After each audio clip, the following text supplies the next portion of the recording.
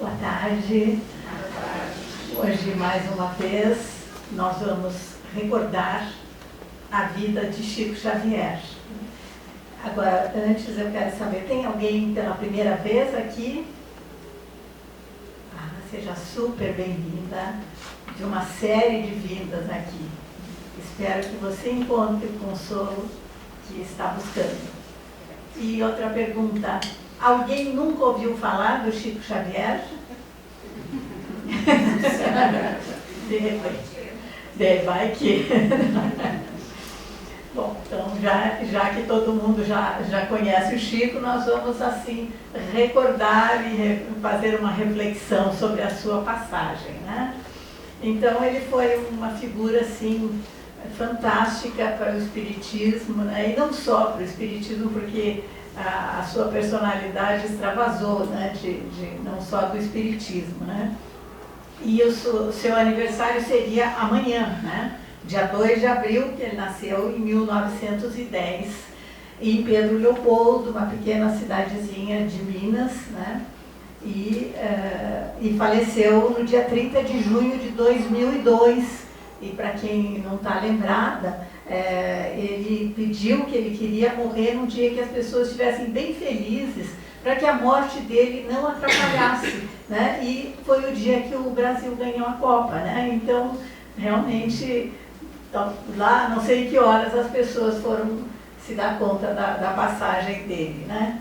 E foi, então, uma vida de muitas perdas, de muito sofrimento, né? De muitas privações, mas uma vida dedicada ao próximo, né?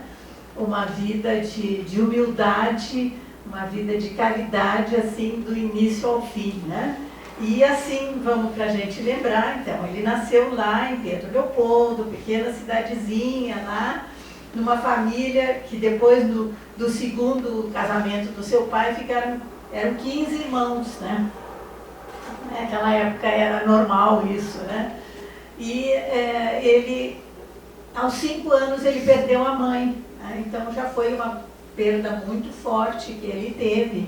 E o seu pai espalhou os filhos entre a família, porque ficou difícil para ele cuidar de todos.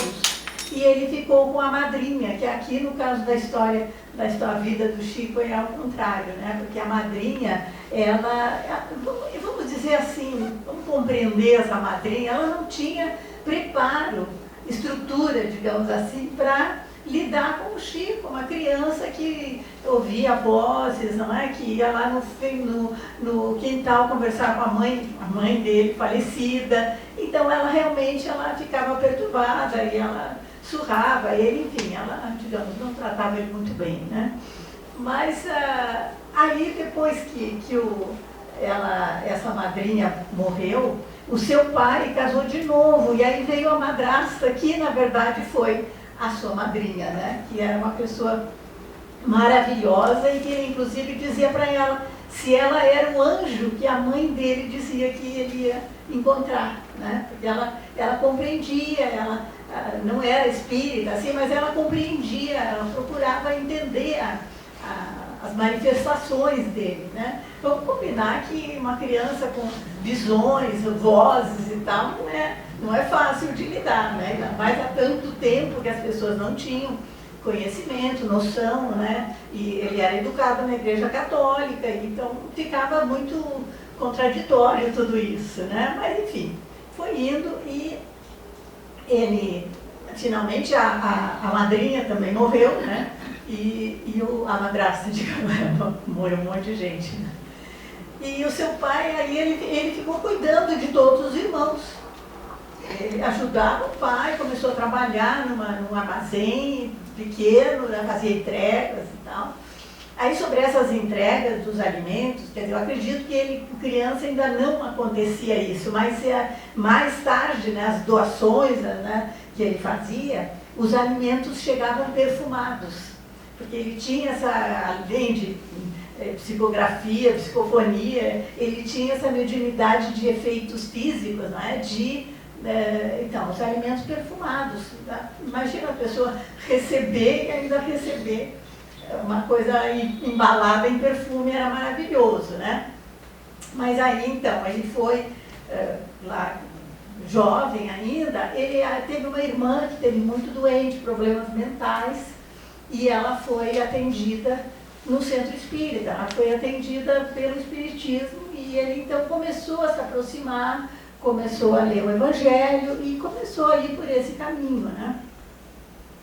E é interessante que o primeiro livro que ele psicografou, que foi o Parnaso de Além Túmulo, que é uma obra, que é uma coletânea de poesias dos poetas assim, Olavo Bilac, Antero de Quental, dos mais famosos, né? E dos parnasianos, que é um tipo de poesia que tem uma métrica específica, muito, assim, uma coisa sofisticada, né?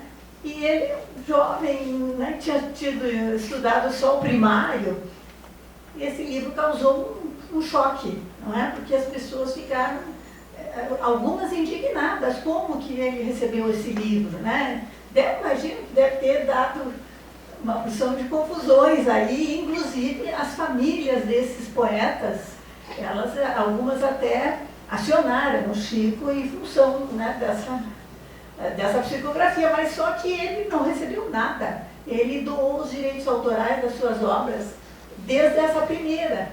Então ele ficou assim tranquilo, não estou ganhando nada, porque ele dizia, os livros não são meus, os livros são deles, então eu não posso ganhar nada. E aqui é um detalhe interessante, porque ele psicografou, o número varia, mas mais ou menos 412 obras, o que hoje daria uns 50 milhões de exemplares. Eu tentei até fazer o cálculo, que volume de dinheiro seria, né? É uma fortuna, né? E isso, no início, o seu pai ficava um pouco contrariado dele estar doando tudo, né? Porque era família muito pobre e tal, mas eu não posso receber nada, porque os livros não são meus. Então ele seguiu sempre nessa linha, né, de humilde, uma linha coerente, né? Ele sempre foi muito coerente, né? E aí, então, lá para mais tarde, ele muda para Uberaba, que era uma questão mais, os ares, não só físicos, como espirituais, foram mais adequados, né, para ele. Lá ele, então, fundou um centro que hoje deve funcionar ainda, né? E aí começa a sua trajetória, a gente, né, tantas pessoas que já viram, né, filmes dele trabalhando lá no centro, né? Quer dizer, era uma coisa assim, uma multidão que ia lá, e ele recebia todo mundo, e aí assim, às vezes as pessoas, aí tem umas coisas interessantes, as pessoas queriam muito uma mensagem, e às vezes até o Chico perdia um pouco a paciência. Aí a espiritualidade recomendou que ele tomasse a água da paz, que seria apenas tomar um gole d'água e segura, a gente dá para contar até 10, 15, e aí ou as pessoas saíam de perto, né? Engole tranquilo, já tinha se acalmado. Em outros lugares diz que foi a mãe dele que deu essa receita para ele se acalmar, né?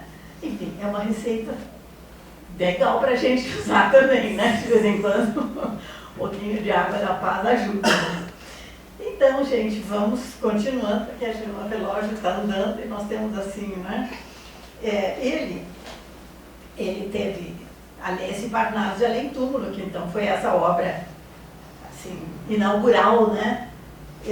Depois ele tem outras obras do André Luiz, essas que nós usamos muito aqui, tem uma série aqui, né? Desculpa, Emmanuel. Eles lá em cima já vão, né? Palavras de Vida Eterna, enfim, são vários livros, são mensagens, né? Consoladoras, alegres, tristes, enfim, lições, né? Para a gente, né? Então nós temos Fonte Viva, que é o que a gente está usando este ano, né? Depois o que eu ia falar é isso, do mentor André Luiz, foi outro mentor. Aí são obras mais consistentes, né? Que, então, veio Nosso Lar, que é uma obra famosíssima até hoje, né? Que nos deu uma visão real como é a vida no plano espiritual, né? Muitas pessoas não gostaram nessa época, porque era melhor deixar obscuro, né? Porque aí é muita questão de merecimento, né? Então, às vezes as pessoas não gostam muito de encarar isso, né? Depois nós temos, então, só exemplificando, né? Missionários da Luz, Libertação nos domínios da mediunidade, Evolução em Dois Mundos. Esses aqui são obras quase que consideradas científicas, né? Tem inúmeros romances, eu acho que até mais de uma novela, né? A Viagem, né? Que foi bem famosa essa novela que foi levada, né? Bom, o que mais nós temos importante aqui? Apesar de toda a sua vida de dificuldade, de sofrimento, aquela pessoa que a gente via, né? E quase não enxergava, andava se arrastando, ele era alegre. Ele tinha, além dessa humildade, ele tinha um otimismo. Eu acho que é legal da vida dele que todo dia é uma lição para a gente, né? Muito simples, e tinha aquela empatia de perceber o que aquela pessoa estava precisando, né? Então ele quase que se identificava, e realmente algumas pessoas que eu conversei, eu infelizmente não estive pessoalmente com eles, que a Zilda, nossa amiga ali, esteve, né? As pessoas dizem que é uma coisa assim fantástica, era uma coisa assim, porque o magnetismo dele, né? Ele extravasava, então a pessoa, uma distância assim, sei lá, de 2 metros, já estava sentindo aquele envolvimento daquela pessoa com aquela bondade, aquele amor, aquela vontade de consolar, né? Então isso era muito, muito marcante dele, né? E ele vai nos dando umas lições aqui. Por exemplo, ele tinha uma distribuição de alimentos que ele fazia uma fila redonda, que era para ela não terminava, né? Porque ia distribuindo até acabar os alimentos, né? E aí dessa distribuição de alimentos, consta que ele distribuía lá embaixo de uma ponte, lá todo sábado, ele ia lá, reunia as pessoas, lia o evangelho e distribuía alimentos. Até que uma vez ele não tinha que distribuir, ele levou água fluidificada e as pessoas, algumas, ficaram indignadas, né? Só que consta que parou um caminhão em cima da ponte e a pessoa lá perguntou: quem é o Chico Xavier? E a pessoa: acho que vão me prender, sou eu aqui. E esse caminhão estava cheio de alimentos, e disse: não sei quem lá mandou entregar aqui e pronto. Aí. Quer dizer, são coisas, claro, às vezes nos livros tem um pouco diferente, né? Varia um pouco as histórias, mas normalmente elas são verdadeiras, né? Os engenheiros da NASA foram a Uberaba para conversar, examinar, porque nessa época, né, a questão da mediunidade do Chico realmente ela correu o mundo, né? E eles viram isso, né? Que a aura dele, diz que da gente é assim, 5 centímetros, né? E a dele era 2 metros, uma coisa fora de série, né? Foi indicado ao Prêmio Nobel da Paz e, enfim, eu tenho que selecionar aqui, porque senão a gente vai a tarde inteira, né? Assim, as coisas, né? Porque, lógico, a vida dele foi a vida dele, mas é que a gente vai vendo e, de repente, encontra coisas. Por exemplo, achei uma curiosidade. A grande pintora Tarsila do Amaral, né, ela perdeu uma filha, a filha única, né, moça ainda, e ela ficou naturalmente desconsolada e foi até o Chico, foi muito abraçada, consolada, enfim, e ajudou bastante o Chico. E disse que ele, quando ela estava já velhinha, doente, ele foi visitá-la. E depois, que é interessante, aquele médium que fazia pictografia, né?